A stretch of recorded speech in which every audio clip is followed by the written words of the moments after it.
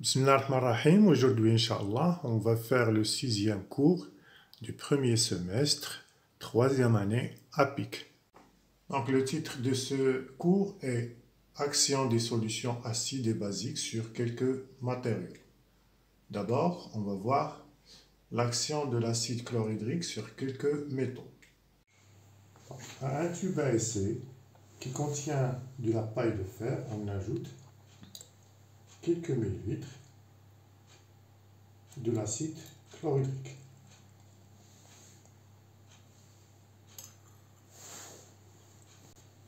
On observe une ébullition et la solution se colore en vert. Donc la petite détonation montre qu'on a le dihydrogène. Maintenant, on va faire les tests de reconnaissance des ions qui se trouvent dans cette solution. Donc, on a pris 2 échantillons de la solution obtenue. Au premier échantillon, on va ajouter un peu de solution de soude.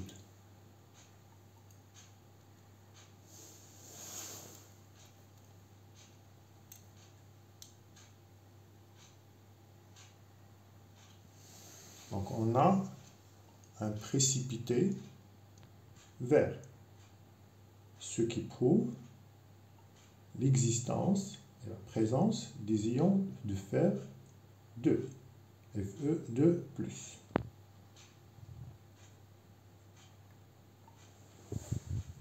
Au deuxième échantillon, on ajoute une solution de nitrate d'argent. Voilà, on a un précipité blanc, ce qui prouve la présence des ions chlorure. Et ce précipité blanc va noircir avec la lumière, bien sûr. Donc, on a mis en évidence les ions chlorure et les ions Fe2+. Maintenant, ajoutons quelques millilitres de l'acide chlorhydrique au zinc qui est en poudre. Donc, tout de suite, on voit une effervescence.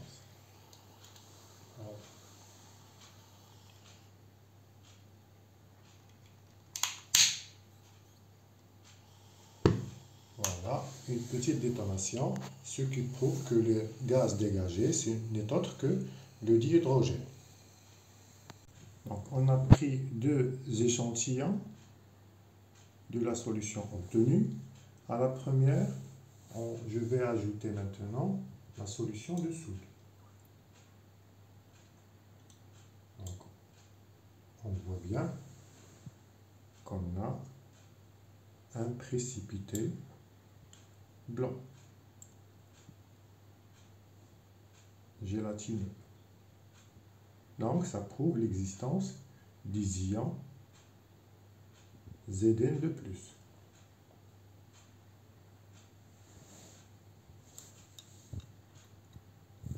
Au deuxième échantillon, on ajoute une solution de nitrate d'argent. Donc, on a un précipité blanc. Si on le laisse dans la lumière, il noircira. Donc, ça prouve l'existence des ions chlorure. Donc, quand on a ajouté la solution de chlorure d'hydrogène au zinc, on a eu comme résultat des ions de zinc et les ions chlorure. Bien sûr, et le dégagement d'un gaz qui brûle avec une petite détonation, c'est le dihydrogène. Donc, on a de la poudre d'aluminium à laquelle on va ajouter un peu de chlorure d'hydrogène, HCl.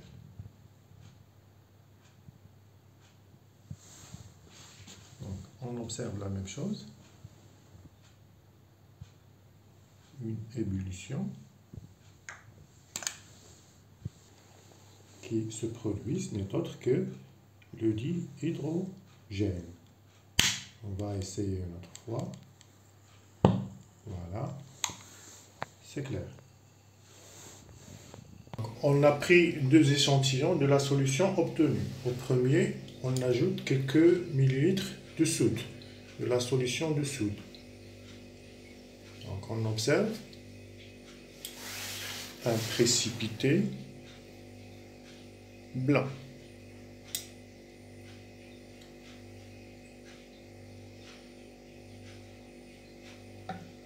Au deuxième, on ajoute une solution de nitrate d'argent. Donc on a un précipité blanc qui noircira au contact de la lumière, bien sûr. Donc on a mis en évidence l'existence des ions chlorure. Dans le premier tube, on a eu un précipité blanc grâce à l'addition de la soude, ce qui met en évidence l'existence des ions Al3+.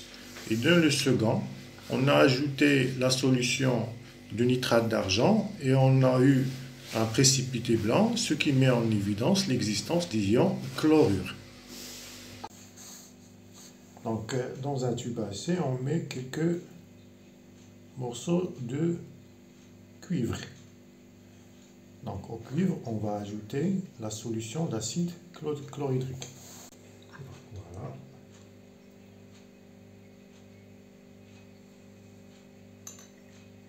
Là, on observe aucun dégagement gazeux. Rien.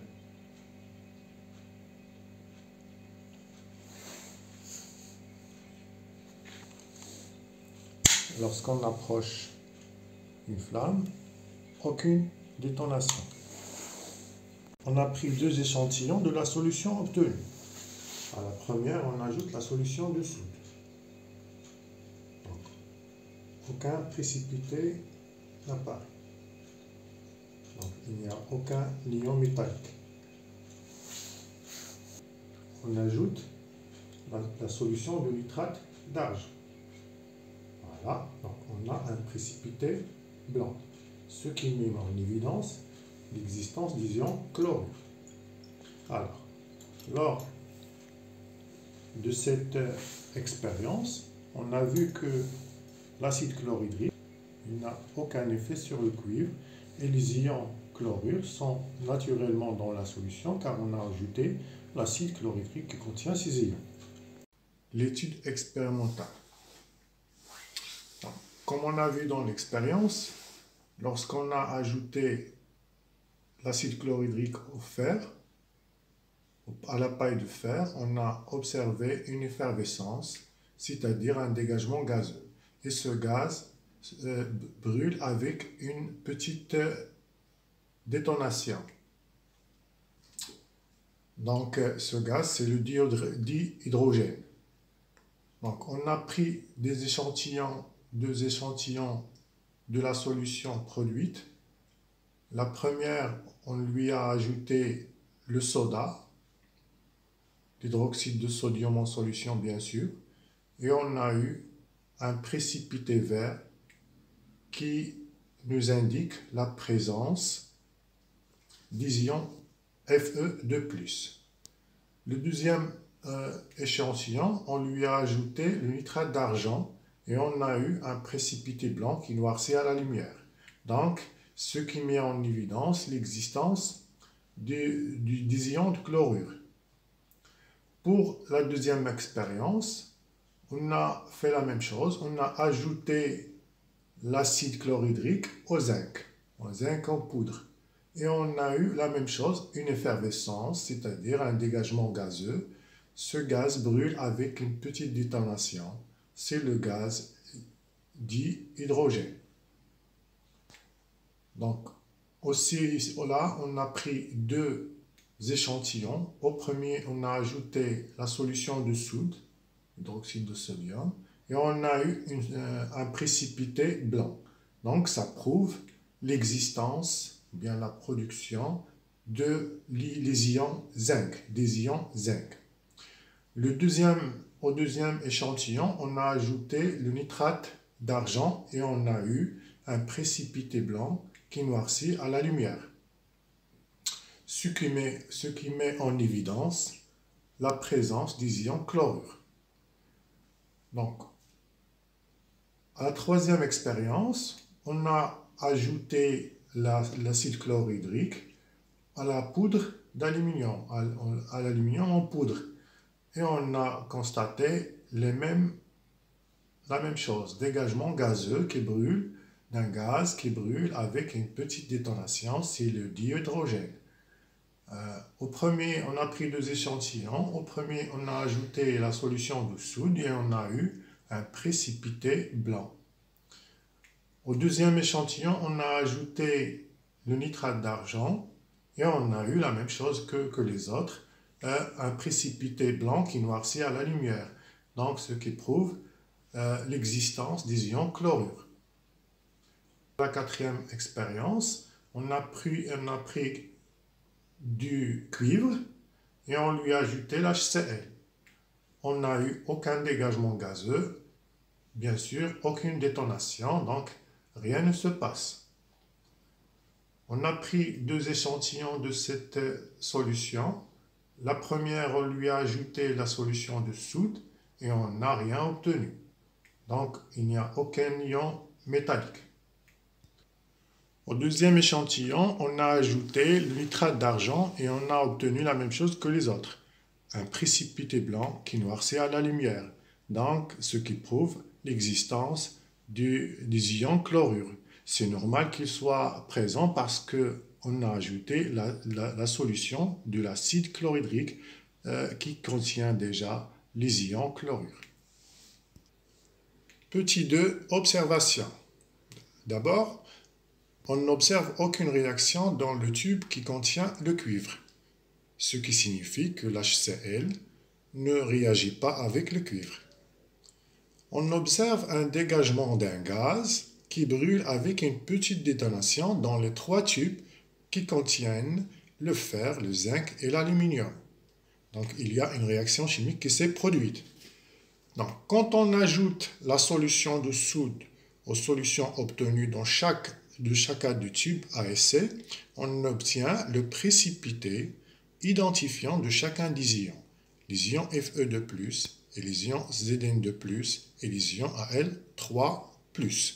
Bien sûr, l'addition du nitrate d'argent prouve l'existence aussi des ions chlorure, ce qui signifie que les ions chlorure n'ont pas participé dans ces 3 réactions.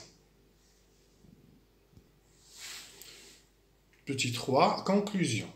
Donc, la première conclusion, l'acide chlorhydrique ne réagit pas avec le cuivre. La deuxième, l'acide chlorhydrique réagit avec le fer, le zinc et l'aluminium et donne comme produit le dihydrogène qui brûle avec une petite détonation. Les ions de chacun des métaux Fe2+, Zn2+, Al3+, mis en évidence par les tests d'identification qu'on a réalisés. Donc, dans le tableau qui suit, on a 3 équations chimiques, bilan, et bien sûr, et simplifié des 3 réactions qui se sont produites dans ces 3 réactions.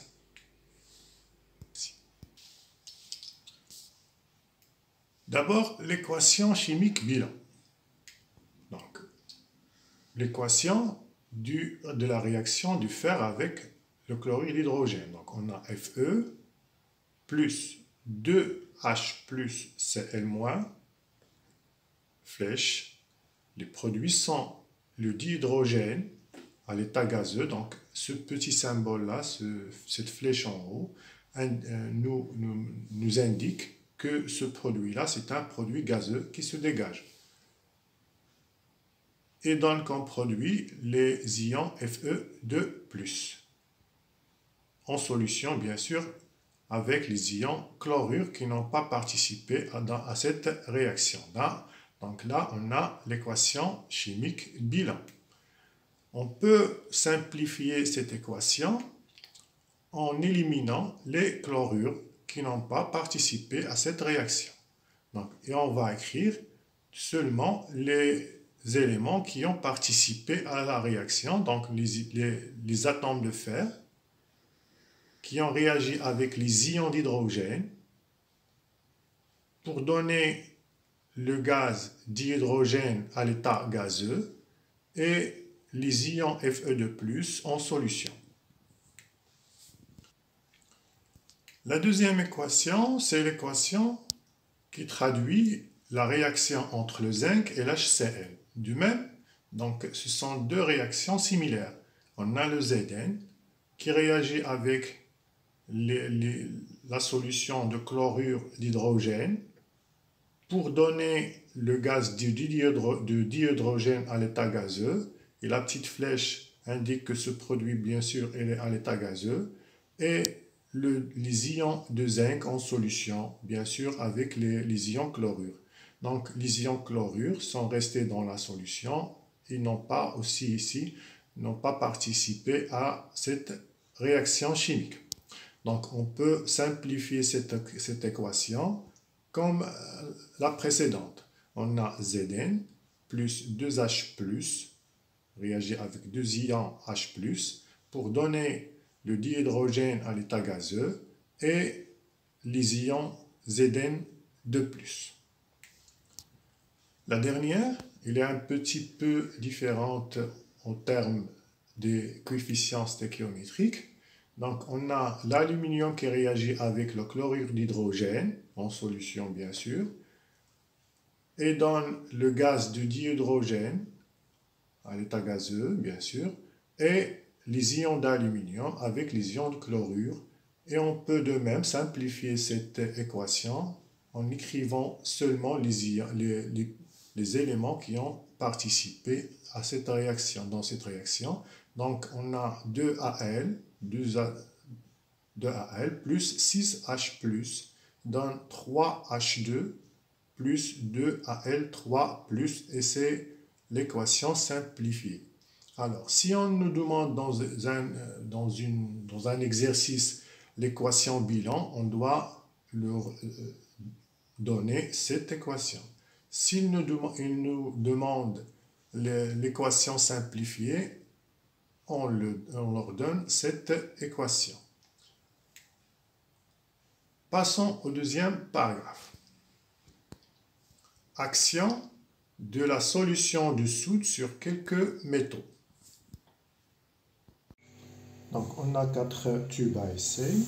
Le premier contient le cuivre, le deuxième contient le fer, le troisième contient le zinc et le dernier contient l'aluminium. À ces 3 tubes, on va ajouter la solution de soude.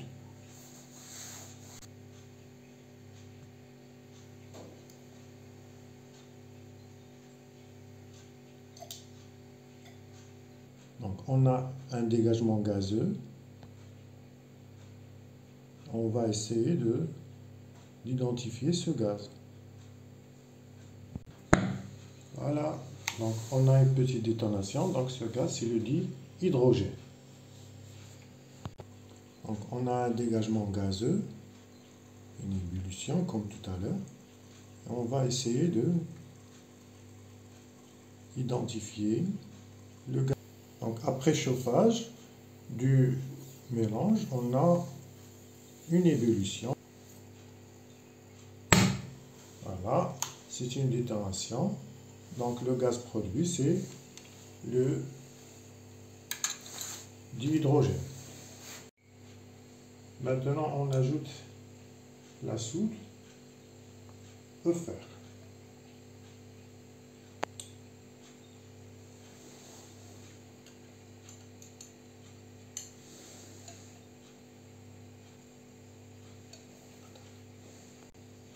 Et au cuivre.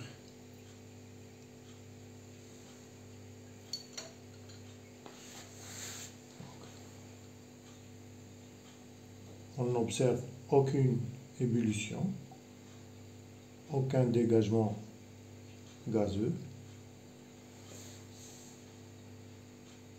Donc on constate que la soude ne réagit pas avec le fer et ne réagit pas aussi avec le cuivre.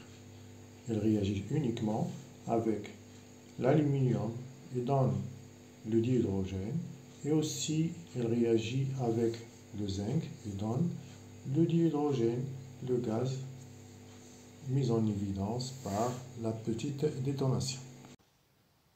Donc, comme on a vu dans l'expérience, on a ajouté la solution de soude aux 4 métaux précédents. Le premier, c'est le zinc, et on a eu un dégagement gazeux et ce gaz brûle avec une petite détonation. C'est le dihydrogène. L'aluminium aussi réagit avec la soude pour donner un dégagement gazeux. Ce gaz brûle avec une petite détonation, c'est le dihydrogène.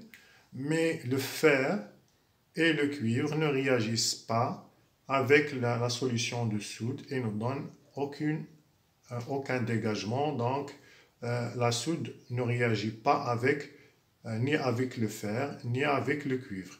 Par contre, elle réagit avec le zinc et l'aluminium pour donner un gaz qui brûle avec une petite détonation, c'est le dihydrogène. Passons à l'observation. Donc, petit 2, observation. On n'observe aucune réaction dans les tubes contenant le fer et le cuivre. Dans les tubes qui contiennent le zinc et l'aluminium, on observe un dégagement gazeux. Donc, ce gaz-là brûle avec une petite détonation. Donc, c'est le dihydrogène. Et la disparition progressive des deux métaux. Donc, petit 3, conclusion. La solution de soude ne réagit pas avec le fer et le cuivre. La solution de soude réagit avec le zinc et l'aluminium et on constate la formation du dihydrogène H2 et la disparition progressive des deux métaux.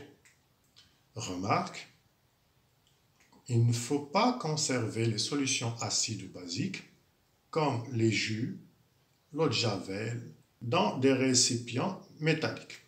Grand 3, action des acides et des bases sur les matériaux non métalliques, comme le plastique et le verre, le marbre, etc. Donc, pour les matières plastiques, les acides ne réagissent qu'avec le nylon. Le nylon, c'est le polyamide, c'est un plastique. Donc, les acides ne réagissent qu'avec le nylon. Ils ne réagissent pas avec les autres types de plastique. Mais les bases ne réagissent avec aucun type de plastique. Donc, on peut conserver les solutions acides ou basiques dans les matières plastiques, quel que soit leur type, sauf pour les acides, on ne peut pas les conserver dans le nylon parce qu'ils réagissent avec ce type de plastique. Pour les verres, les acides ne réagissent pas avec les verres. Donc, les solutions acides, on peut les conserver dans des ustensiles qui sont fabriqués de matière verre. Mais les solutions basiques concentrées réagissent avec les verres. Les solutions acides les solutions acides réagissent avec le marbre et les produits calcaires. Passons maintenant aux précautions. Au paragraphe 4. Précautions à prendre lors de la manipulation des solutions concentrées. Donc, les produits chimiques représentent un danger imminent qui dépend des propriétés et des concentrations de ces produits. Donc, il faut faire très, très attention.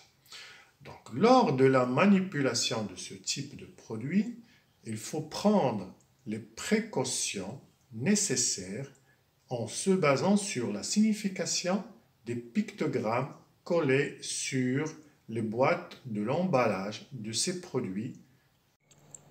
Alors, pour les pictogrammes, donc sur les produits chimiques, on trouve parfois des pictogrammes collés sur la boîte d'emballage, comme celle-là. Donc, si on trouve ce pictogramme-là, ça veut dire que là, la matière est explosive.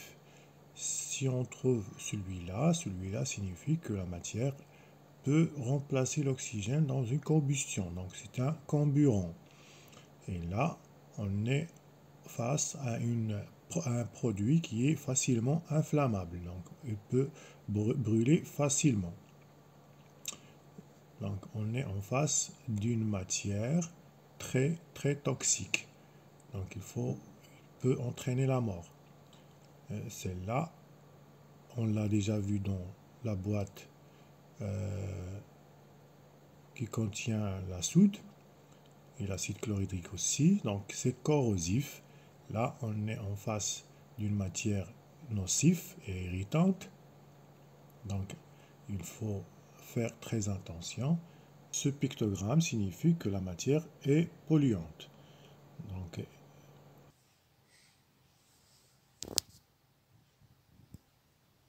ci-dessous, quelques précautions à prendre lors de la manipulation des produits chimiques en général. Donc, d'abord, il faut porter une blouse blanche 100% coton. Ensuite, mettre des gants et porter des lunettes de protection. Éviter tout contact de la peau, des yeux, de la bouche avec ces produits. Éviter l'inhalation des vapeurs dégagées de ces produits. Donc, on parle ici l'inhalation, c'est-à-dire respirer, sentir les produits, les vapeurs des produits chimiques. Donc, c'est très, très important. L'inhalation, c'est interdite. Ne pas utiliser ses sens pour découvrir des produits chimiques. Attention, faire attention parce que ça peut être très, très dangereux.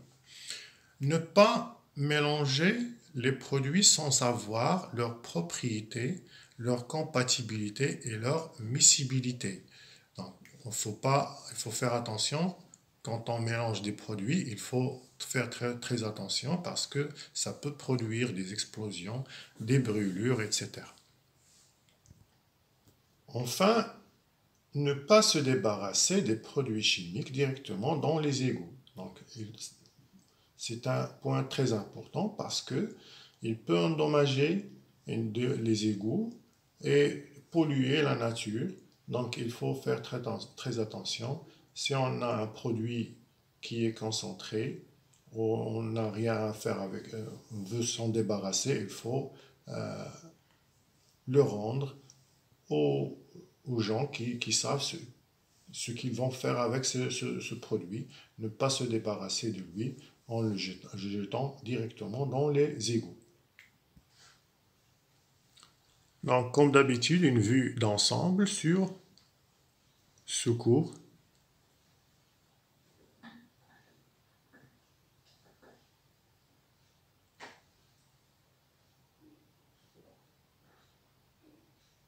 Qui est très intéressant comme les autres, bien sûr.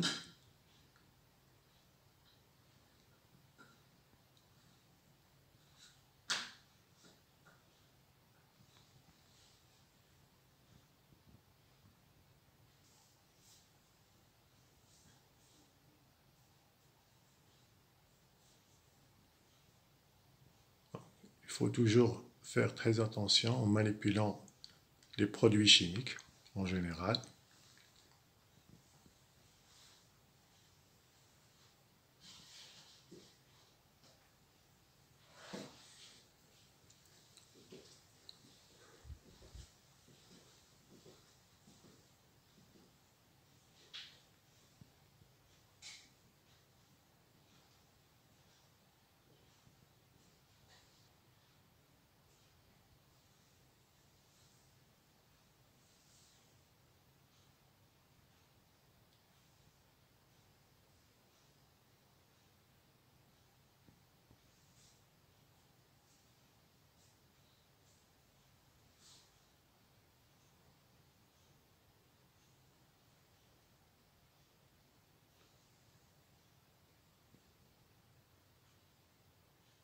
Voilà, c'est tout pour aujourd'hui et à la prochaine leçon, Inch'Allah.